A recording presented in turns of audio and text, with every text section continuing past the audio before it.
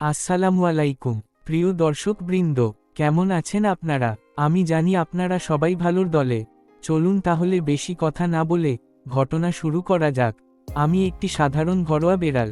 আমার নাম মিষ্টি। জন্মেছিলাম একটি ছোট শহরের এক পুরনো বাড়ির পিছনের উঠানে। মা বেড়াল আমাদের 3 ভাইবোনকে অনেক আদর করে বড় করেছেন। ছোটবেলায় আমরা খেলাধুলা করে সময় কাটাতাম, লাফিয়ে লাফিয়ে পোকা ধরতাম, একে অপরের গায়ে ঝাঁপিয়ে পড়তাম। আমার জীবনের সবচেয়ে বড় পরিবর্তন আসে যখন আমি প্রায় 2 মাস বয়সে একজন মানুষ, নাম তার নীলা, আমাকে কোলে তুলে বাড়ি নিয়ে যায়। সে আমার নতুন মালিক। প্রথম দিকে আমি একটু ভয় পেয়েছিলাম, কিন্তু নীলার আদর ও যত্নে খুব তাড়াতাড়ি মানিয়ে নিয়েছিলাম নিজেকে। সে আমাকে দুধ খেতে দিত, খেলার জন্য ছোট বল আর নরম খেলনা কিনে আনত। আমি তার বিছানার পাশে ঘুমাতাম, আর সে আমাকে আদর করে ঘুম পাড়াতো। নীলা যখন স্কুলে যেত, আমি জানালার পাশে বসে পাখি দেখতাম, আর মাঝে মাঝে বইয়ের তাক থেকে বই ফেলে দিয়ে মজা করতাম। বিকেলে সে ফিরলে আমরা একসঙ্গে খেলা করতাম। আমি তার ঘাড়ে উঠে বসতাম, আর সে হাসত। কয়েক বছর কেটে গেছে এভাবেই।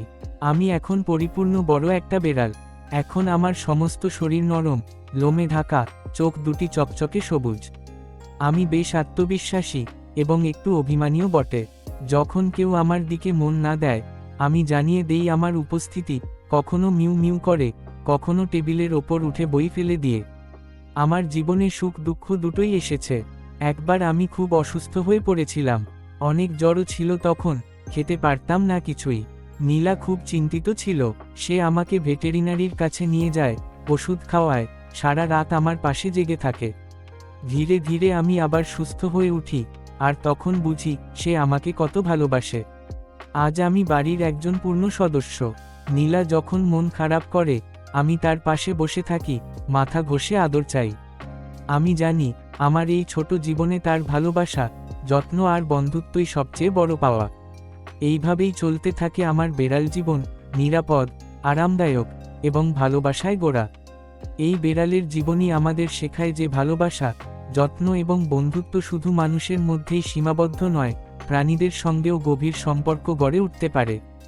একটুখানি মমতা ও যত্ন একটি প্রাণীর জীবন বদলে দিতে পারে।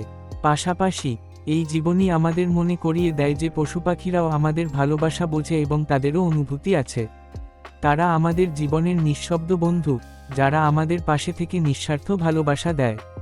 তাই আমরা যদি প্রাণীদের প্রতি দয়া ও সহানুভূতির মনোভাব রাখি, তবে সমাজ আরও মানবিক ও সহানুভূতিশীল হয়ে উঠবে।